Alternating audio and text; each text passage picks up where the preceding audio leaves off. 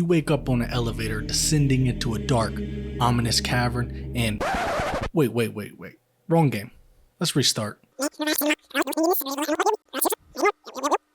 You wake up strapped inside a freezing space pod, face to face with the wild-eyed grin of Phineas Wells, and before you can even say, "Where the hell am I?" you're launched like a discount Amazon package straight into the skies above Terra 2. Welcome to the Emerald Vale. It's grim, it's dusty, and everything here either wants to recruit you, rob you, or rip your spine out and use it as a tent pole. The real question is, can you survive? In this series, we break survival down into 7 core categories: water, food, shelter, safety, traversability, socialization, and sustainability. Each one gets a rating from 1 to 5, and by the end, we'll find out if you can build a life in the Vale or end up just another statistic buried in Spacer's Choice branded soil. Let's find out. Alright, let's get something straight before we dive in. You're not the protagonist. You're not some genetically modified space badass with bullet time and a fresh stash of skill points. You, yes you, just got ripped from your couch, mid-scroll, and dropped into a malfunctioning escape pod, straight into someone else's sci-fi nightmare. You don't have a weapon, you don't have armor, you don't even have a clue what the planet is.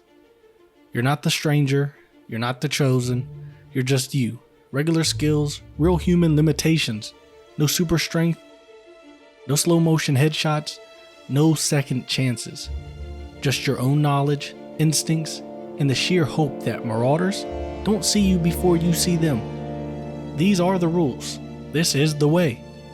And this is the lens we'll use to break down your odds of survival. So grab your senses, maybe a stick. Let's figure out if you could actually survive in the Emerald Vale. Ah yes, water. In most survival scenarios, it's your first and biggest threat, but not this time. In the Emerald Vale, you're actually in pretty decent shape. This place has natural streams flowing straight from the mountains, forming waterfalls, rivers, and little creeks that aren't trying to poison you the moment you take a sip. So already, that's a massive win. The terrain here naturally funnels all that fresh water downhill, so whether you're hiking up high or chilling near the lowlands, you've got access. And yes, you'll still need a filter to boil the water. You're not in a medieval fantasy where stream water is magically safe. But here's the good news.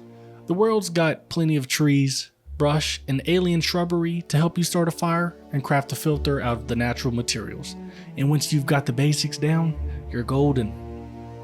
But if hiking out into the wild with a kettle isn't your thing, don't worry, because the Emerald Vale isn't just wilderness. It's actually got settlements. You can roll up to Edgewater, trade a few bits, and you can get access to good old-fashioned plumbing. Running water, taps, showers that probably still smell like chlorine, and maybe some regret. Compared to some of the hellscapes we've explored in our past episodes, this is practically a spa resort. There's even vending machines selling drinks, energy packs, and hydration boosts. Worst case scenario, find a marauder camp, loot their stash, and drink their water. They won't need it after you're done with them. And the real kicker? There is absolutely no radiation, no glowing puddles, no Geiger counters. You're not gambling with your kidneys every time you take a sip. The survival rating for water is a solid 5 out of 5. It's all here: natural sources, firewood, filters, plumbing, and even vending machines. You'd really have to go out of your way to die of dehydration in the Emerald Vale. So drink up. Now here's a rare win in a survival scenario. You're not going to starve. The Emerald Vale might be a rundown company town built on propaganda and crushed dreams, but it's actually packed with food options if you know where to look. If you're decent at scavenging, you'll come across plenty of processed goods. We're talking salt tuna cans, fish sticks, tarmac and cheese, factory packaged stomach fillers lying around in abandoned buildings, marauder camps, or just Edgewater's back rooms. Is it gourmet? Absolutely not. Is it sketchy space food with an expiration date from like 5 years ago? Also yes, but it'll keep you alive. and that's what matters. Now, if you're willing to get your hands dirty and maybe lose a few fingers in the process, you can turn to the wild. First, we've got the primals, hulking, gorilla-like beasts that throw boulders, ground pound you with in-ray energy, and will absolutely turn you into protein if you mess around and find out. High risk, maybe high reward, but let's be honest, hunting primals solo is probably a death wish. Then there are the canids. Think wild dogs on space steroids. Aggressive, territorial, but manageable if you're quick with a blade or a firearm. They could be a consistent source of meat, assuming that you don't get outnumbered. But if you're smart, lazy, or even both, go after the sprats. They're harmless little rodents that won't even run away. You'll see them hung up at camps, grilled on spits, clearly a staple meal around here. Easy catch, easy cook, no drama. Scattered all around the Vale are mushroom patches, really big ones. But we don't know if they're safe.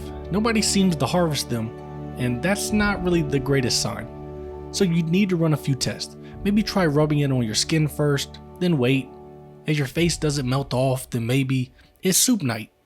If they're edible though, you've got a nearly infinite, low effort, passive food source. Over in the botanical gardens, you'll also find mock apple trees.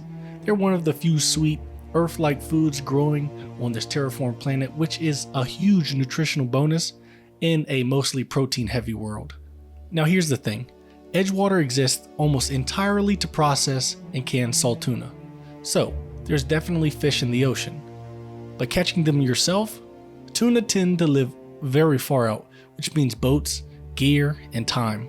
None of which you have. And even if you could fish them up, Edgewater might take issue with you poaching their livelihood. They don't mess around with the Spacer's Choice property. Still, the sea's there if you're desperate. Let's not forget, there's an entire town right here.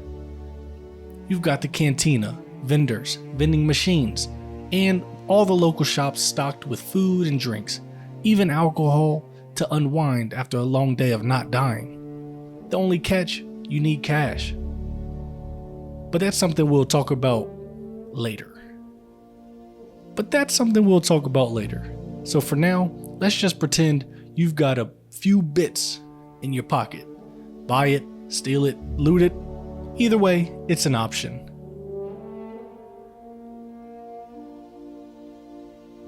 So, the survival rating for food in the Emerald Vale is again another 5 out of 5. Danger?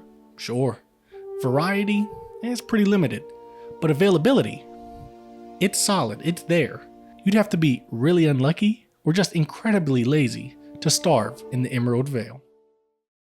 When it comes to finding shelter in the Emerald Vale, you're actually in a much better position than in most of our survival scenarios. You won't need to build a base from scratch or hollow out a tree with your bare hands. In terms of raw availability, you've got options, good ones too.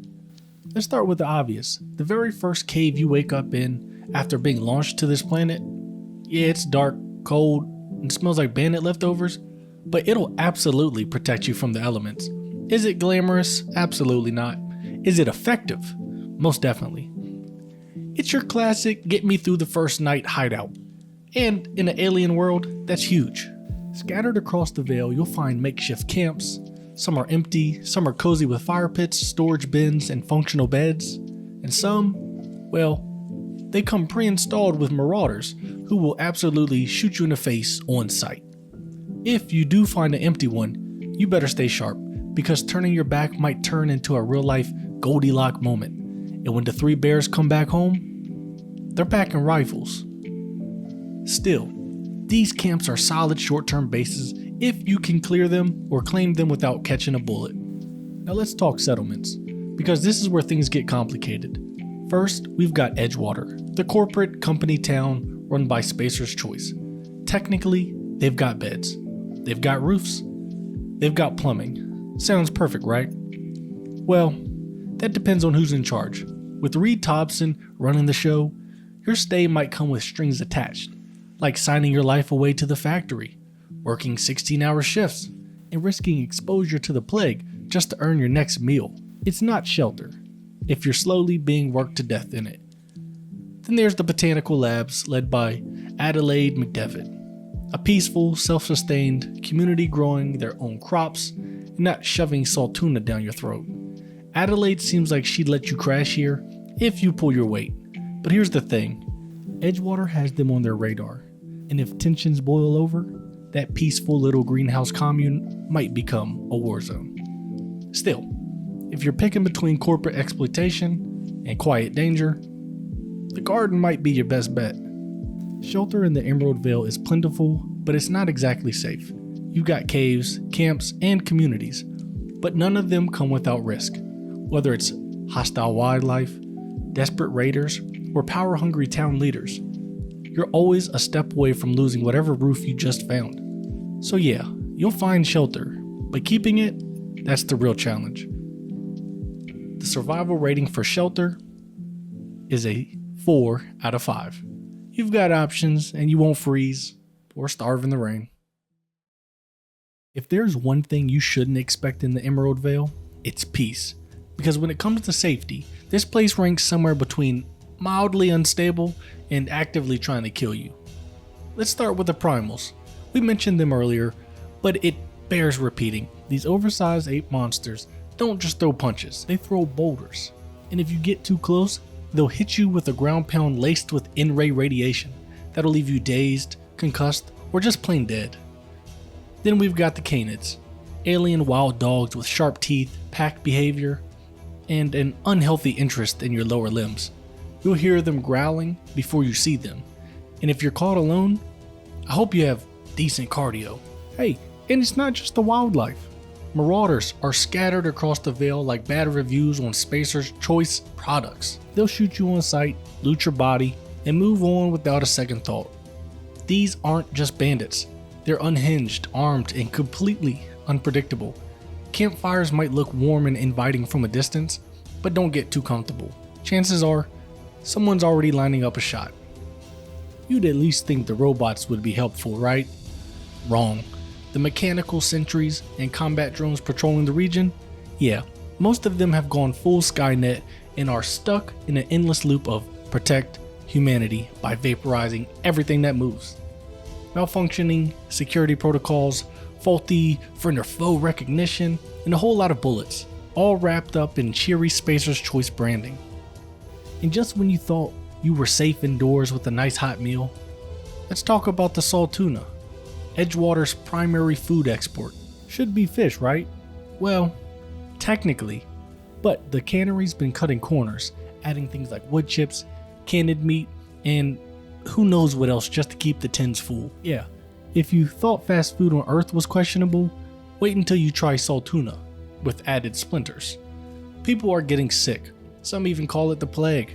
And when you realize it's coming from the one place that's supposed to keep you safe, yeah, trust no one and eat carefully. Out here, your safety is exactly what you make it. Keep your head down, don't trust glowing mushrooms, sleep with one eye open, and never assume a quiet field means nothing's watching. You can survive here, but only if you expect everything to try and take you out. The survival rating for safety is 3 out of 5. It's dangerous, but not impossible. With enough awareness, planning, and some paranoia, you can carve out a safe zone. But make no mistake, you'll be earning every second of peace. Hey, but good news for once. Emerald Vale is actually walkable. Yeah, I know, shocking. In a galaxy full of lava pits, radiation zones, and jagged alien hellscapes, the Vale feels, surprisingly earthy. Well, that's because it is, technically. It's a terraformed planet shaped and sculpted to resemble Earth's conditions for human survival. So what do you get?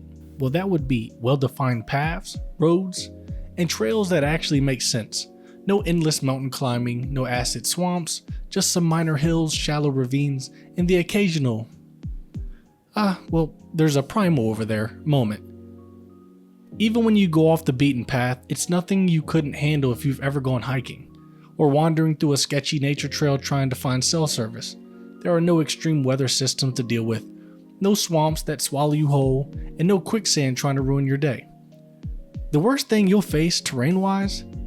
Maybe a steep ledge, or a canid waiting behind a rock. If you got working legs and a decent sense of direction, you'll be just fine.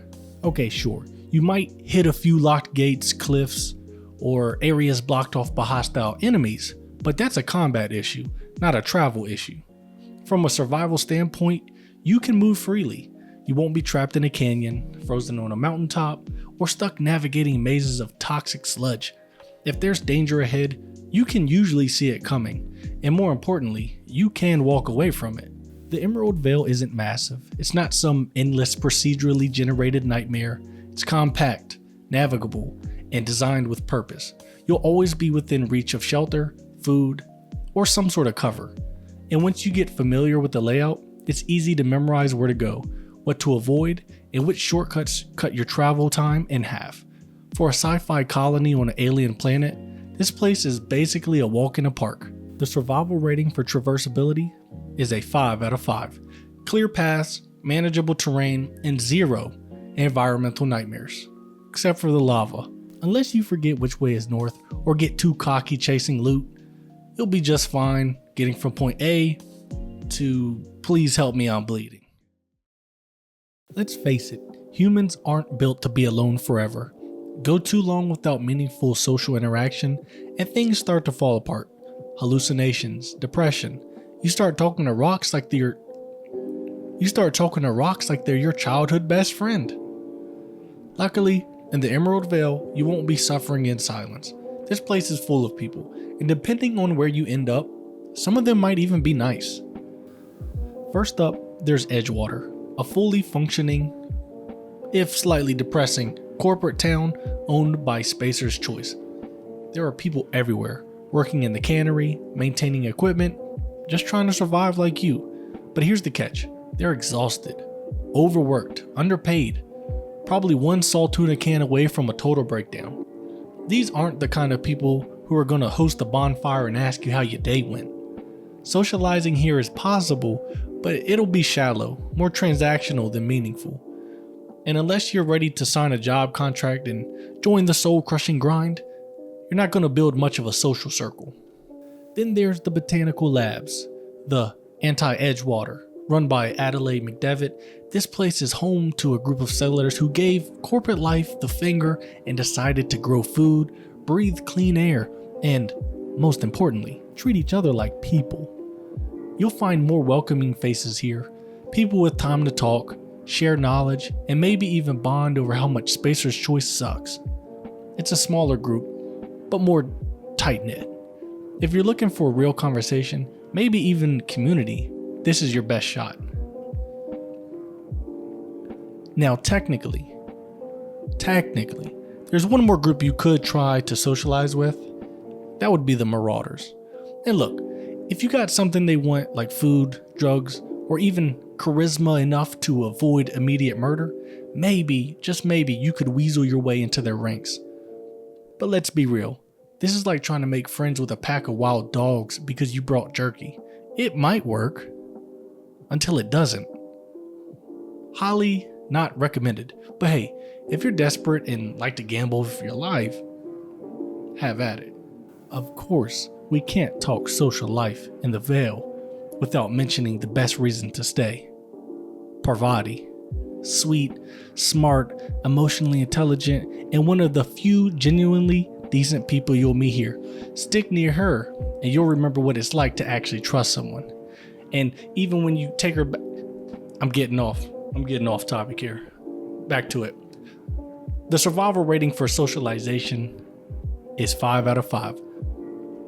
When you're vibing with rebel gardeners, making awkward small talk in a corporate hellhole, or sipping 0G gin with a bartender named Glenn, you'll never truly be alone in the Emerald Vale. And if all else fails, just go where Parvati goes. Simple as that. Okay, you've got shelter, you've got food, you've got people to talk to, and you're not dead yet. But now comes the real question. Can you survive long term? We're not just talking about surviving for a few days or weeks, we're talking about sustainability. Can you carve out a consistent life here? Can you build something? Or will this world eventually grind you down? Let's break it down. First, the essentials. We've already covered that food and water are readily available. Natural streams, apples, sprats, canids, salt tuna, it's all here.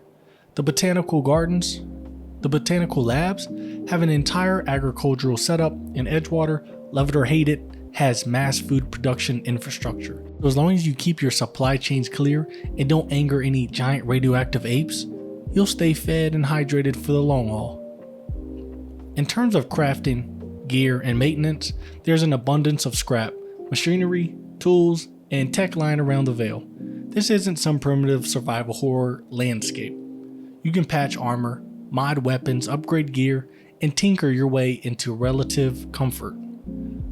Between Edgewater's workbenches and the makeshift tools in the botanical gardens, you'll have access to everything you need to stay operational. This planet may be corporate run, but it's still built for humans to function here. Now let's be clear, it's not all sunshine and salt tuna. This is a colony on the brink of collapse. Edgewater's economy is failing. The plague is spreading, and tensions between Spacer's Choice and Adelaide's rebels are climbing fast.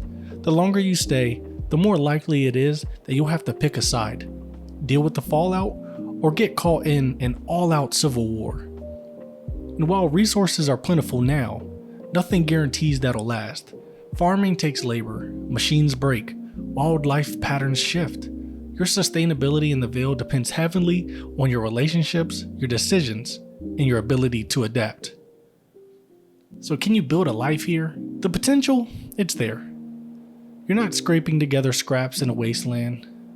You've got real materials, real infrastructure, and even some sense of community. But make no mistake, this is still a system in decay, and if you're not ready to step up, contribute, and evolve with it, you'll get swept up and forgotten like so many others. The survival rating for sustainability is 4 out of 5. Long-term survival is possible, maybe even peaceful, but it's fragile. It'll take effort, relationships, and probably a tough call or two to keep everything from falling apart. So, after everything we've seen, the dangerous wildlife, the unstable politics, the miracle vending machines, the big question still stands. Can you survive the Emerald Vale? Here's our results.